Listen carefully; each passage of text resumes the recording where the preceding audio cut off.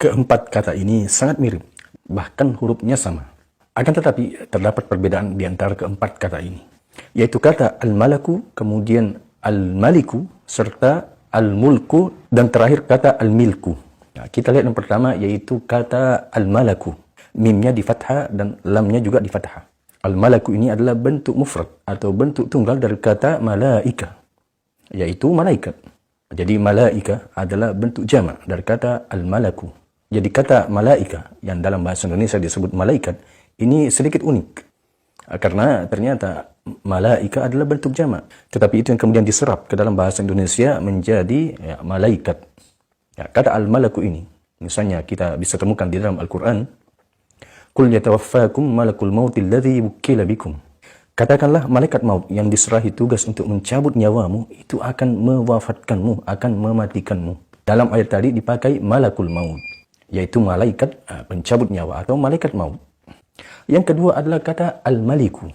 Mimnya di fathah, lamnya di kasrah. Al-maliku ini adalah raja atau sang raja. Biasanya orang Arab menyebutnya sahibul amri was sultah ala ummatin aw bilad, yaitu pemilik kekuasaan tertinggi atas suatu negara atau suatu bangsa. Al-maliku yaitu raja.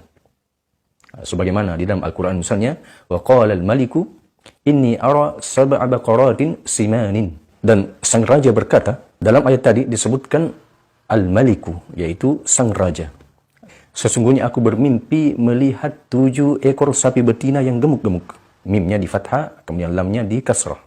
Kata yang ketiga yaitu al-mulku, mimnya di dhamma, yaitu kepemilikan.